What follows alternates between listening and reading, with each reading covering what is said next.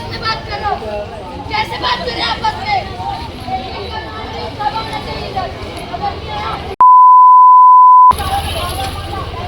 नाम बोलूंगी, राजा था, लब्बू था, दादू था और कन्हैया था और सनी था। ये पांचों लोग सबसे ज्यादा जो मारा है वो राजा है। पकड़ी थी छोटा सा, वो लड़का उसको दिया था, उसको पकड़ी और छत से फेंकी, कूदी उधर से और भाग गई। उधर से भाग गई, लड़के को कॉल करके मेरा बाप उसका फोटो निकाला, उसमें हार चढ़ाया, उसका कपड़ा जलाया, उसका पिंडदान कर दिया। ठीक है, अब वो मर गई। हम लोग के पता है, लड़के के घर वाले सभी को पता था कि लड़की और लड़का कहाँ है, हम लोग को नहीं बताया। हम लोग गिड़गिड़ाए, भीख मांगे, जो करना था कर। मेरी बड़ी बहन का 3 महीने बाद शादी था है, और लड़का इतना सुन लो, गांजा भी बेचता है, नशा करता है, उसकी पूरी फैमिली दारू बेचती है, 24 घंटा नशे में रहता है, बस्ती में ताश भी वही करवाता है।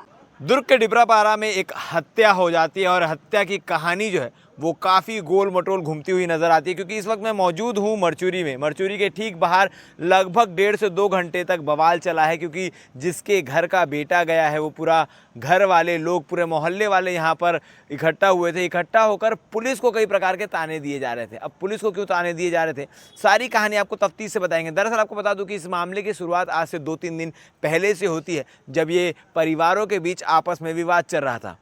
पूजा साहू नामक एक लड़की, जो इस परिवार की सबसे छोटी बेटी थी, जिसकी आयु 18 वर्ष बताई जा रही है, जो कल अपने घर से फरार हो जाती है और टिल्लू के साथ शादी कर लेती है। टिल्लू के साथ शादी करने के बाद दोनों परिवारों में वाद विवाद होता है। जिसके घर की बेटी गई होती है वो थाने में आकर कंप्लेंट दर्ज कराते हैं और ये डिमांड करते हैं कि हमारी बेटी हमको वापस मिल जाए, या जिस भी प्रकार से सलाह मशवरा होकर जो चीज़ें हो सकती है, जो चीज़ें संभल सकती है, वो संभाल ली जाए। मगर मामला यहाँ नहीं रुकता है और इस पूरे मामले को लेकर पुलिस पर भी कई सारे आरोप लगाए जा रहे हैं, क्योंकि जब परिवार पुलिस के पास शिकायत करने गया था शादी को लेकर, ये बातें तय हो चुकी थी कि भैया अब हमारे घर की बेटी जो है वो वापस नहीं आने वाली। तो बेटी का, यानी पूजा साहू का जो पिता है, वो बेटी के तस्वीर में माला चढ़ाता है, उसका पिंडदान करता है और अपनी बेटी को मरा हुआ घोषित कर देता है अपने परिवार के लिए, जिसके बाद सारी चीज़ें नॉर्मल हो जाएगी ऐसा लगता है। मगर जो दूसरा पक्ष था वो इन्हें बार बार प्रताड़ित कर रहा था, गाली गलौज जैसी चीज़ें निकलकर सामने आ रही है। और उसके बाद पूरा परिवार थाने पहुंचता है। कल रात 3 से 4 बजे तक पूरा परिवार थाने में रहता है, इस बात की शिकायत करता है कि दूसरा परिवार जो है, जो दूसरा पक्ष है,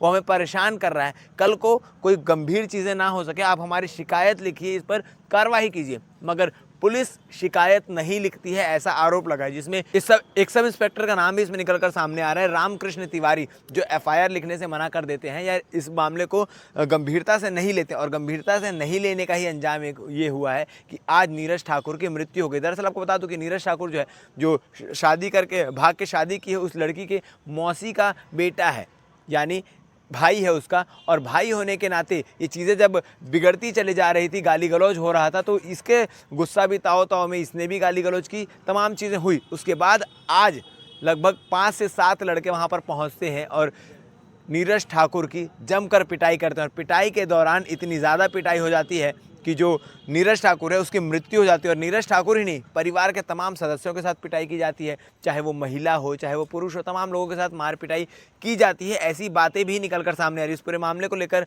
पूजा साहू की बहन निकलकर सामने आई है, जो तमाम चीज़ें, तमाम जो कहानियाँ हैं वो सिलसिलेवार तरीके से बता रही है। इस पूरे कहानी में क्या कुछ चीज़ें परिवार कह रही है, आप आगे वीडियो में सुनिए। हुआ ये, हम लोग, मेरी बहन और मैं ड्यूटी करते, मैं ड्यूटी से आई, मेरे को कोई तीसरा आदमी बताया कि तेरी बहन किसी से बात करती है।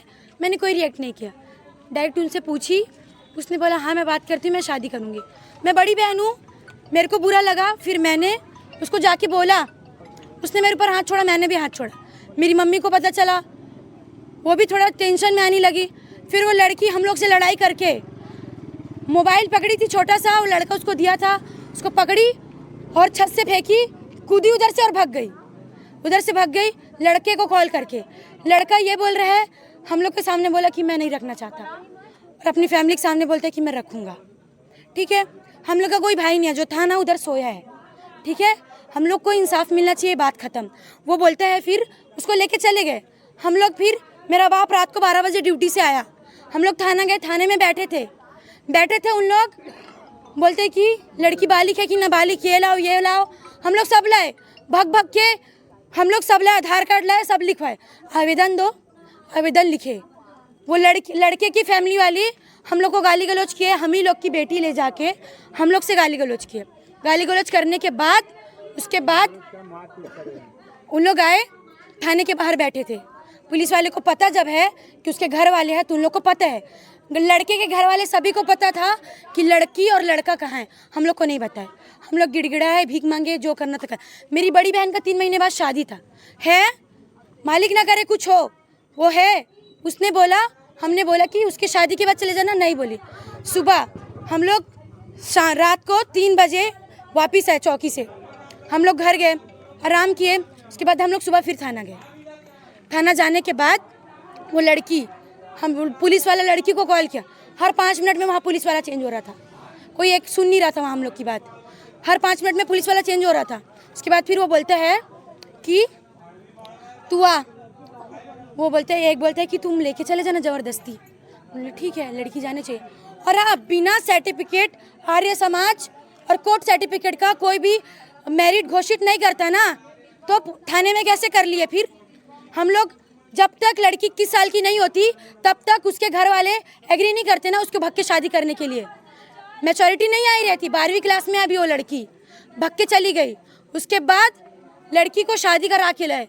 मेरा बाप गिड़गिड़ाया उसके सामने, मेरा बाप गिड़गिड़ाया, मेरी माँ गिड़गिड़ाई, मेरी बड़ी बहन उसका पैर पकड़ी, हम लोग सब उसके सामने थे, पर वो कुछ नहीं की। वो लड़के के साथ बैठी और चली गई। हम लोग यहाँ हैं, मेरा बाप उसका फोटो निकाला, उसमें हार चढ़ाया, उसका कपड़ा जलाया, उसका पिंडदान कर दिया।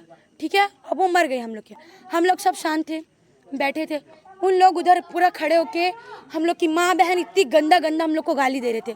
हम लोग सब सहन किए, क्यों? अपना सिक्का खोटा है तो अपन सुनेंगे। हम लोग सब सुने। अब भाई है मेरा, कोई अपनी बहन के बारे में इतना तो सुनेगा नहीं ना। बोलता है कि उसको लेके आया हूँ तो तुम दोनों को भी लाऊंगा, तुम दोनों को भी ला सकता।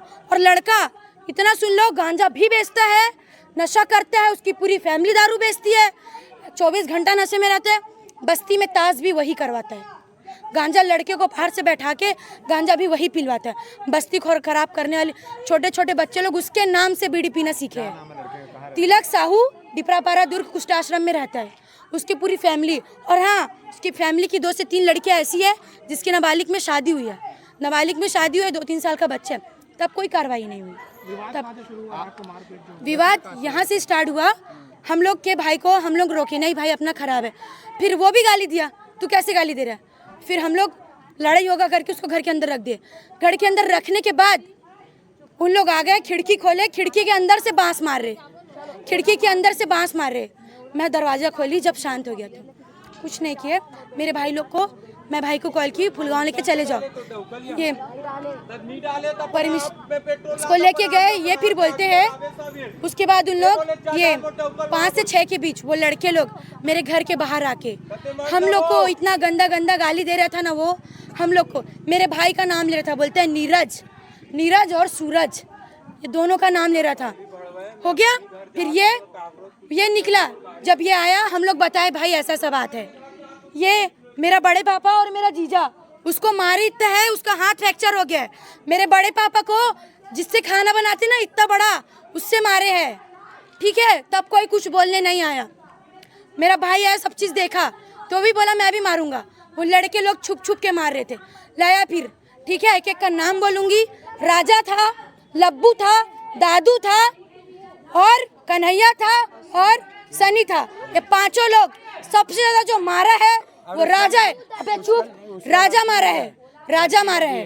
वो लड़का मेरे आंख के सामने मेरे भाई को मारा है। और हाँ, जिस लड़की की वजह से ये सब हुआ, वो लड़की भी इधर रहनी चाहिए। उसको हम लोग लड़कियों को, लेडीज को साड़ी पूरा निकल गया है, किसी का पूरा कपड़ा निकल गया, तब तक मारते रहे। मेरा भाई बेहोश पड़ा था, जब अपनी आखिरी सांस गिन रहा था, तब भी इन लोग, उसके घर वाले हम लोग को मारे थे। मेरा यहाँ पर पूरा मारे, इधर मारे। मेरी मम्मी बस ये देख के निकली, मेरी बेटी को मारी है। मेरी माँ के पैर को मारे। मेरी माँ को इतना प्रॉब्लम हो रहा है, कल से वो सोई नहीं है। कोई कुछ नहीं बोला, बोलते हैं लड़की गई है ना, लड़की गई है। चाहते ये है जितना का भी मैं नाम ली हूँ और जितना भी लेडीज है और जो लड़की की वजह से और जो लड़के की वजह से सब हो रहा है, सब के सब अंदर, और एक एक का कपड़ा निकाल के मारना चाहिए। और जैसे मेरा भाई उधर लेटा है, जो लड़का उसके सिर पे मारा, राजा यादव जो भी हो, राजा नाम है उसका, वो भी यही होना चाहिए। और जिधर लेटे है ना, उसकी वाइफ प्रेग्नेंट है, उसकी वाइफ को बाल पकड़ के वो राजा लड़का मारा है, वो दद्दू लड़का मारा है, ठीक है। उसकी छोटी सी बेटी है 1 साल की, उसको भी मारा है। और वो लेडीज लोग सब लोग ये बोल के गए थाना हम लोग का ससुराल है, अब आप लोग जान लो कि क्यों गए उन लोग, कुछ होंगे वहाँ उन लोग के, तभी उन लोग ससुराल बोल के गए हैं। हम लोग बस ये चाहते हैं, पूजा साहू है, ये उसकी वाइफ है, पूजा साहू उसकी नाम है, और उसका वाइफ का नाम तिलक साहू है, टिल्लू नाम है, गांजा बेचता है बस्ती में, 24 घंटे नशे में रहते हैं। सबला ताश खेला थे, गांजा बेचता हो लड़का, इतना गंजेड़ी है, बेरोजगार है वो लड़का। वो लड़का मोर घर में घुस के मोर आदमी मारे है, और ये पुलिस वाले मला बोलो कि मोर आदमी ला भी मोला दे, मैं प्राइवेट हॉस्पिटल ले घूम। अगर मोला तसल्ली कर दिस प्राइवेट हॉस्पिटल में, मैं यहीं ला के छोड़ दूँ, बोल दो वो मन तुरंत। अब ये मन नहीं दिस तब मैं ये पुलिस वाले मन के धनिया बोए बार नहीं छोड़ो न। वो डॉक्टर जो परमिशन दिस है मरचूरी लाए पर, वो डॉक्टर परमिशन दिस ना मरचूरी लाए पर, मैं 7 फेरा ले रहे हो कि डॉक्टर 7 फेरा ले रही सोकर साथ। और मोला बिना पूछे, मोला गुमराह में रख के डॉक्टर देख रहे हैं, सीना में लगा है, सांस नहीं ले पा रहे हैं, देख रहे हैं उसको, नहीं होगा तो रिफर कर देंगे। ऐसे गुमराह में रख के मेरे को, फिर थोड़ा देर के बाद दरवाजा बंद, गार्ड लोग बोल बता संभालने आए मेरे को, वो दीदी लोग इनके साथ काम करते हैं, वो रानी अपने आप को संभाल। हाँ, गार्ड थे मेरे हस्बैंड सरकारी हॉस्पिटल में। और इन लोग इतना देर से ऐसे करके वो आए हैं, ऐसे करके देख रहे हैं पुलिस वाले, पर उन लोग एक बार भी मेरे को देखने नहीं दिए मेरे आदमी को। अगर कुछ भी होगा तो पुलिस वाले लोग का धनिया बोंगी मैं। और ये डॉक्टर का भी, कौन डॉक्टर है उसका नाम चाहिए मेरे को, और मेरे परमिशन के बिना मरचूरी कैसे शिफ्ट किए। मैं अब एक हाथ में बच्चा पकड़ी थी, एक हाथ में एम्बुलेंस का दरवाजा पकड़ी थी, मैं प्राइवेट हॉस्पिटल ले जाऊंगी करके, मेरे को नहीं बैठा ले, मेरे को नहीं बैठा ले।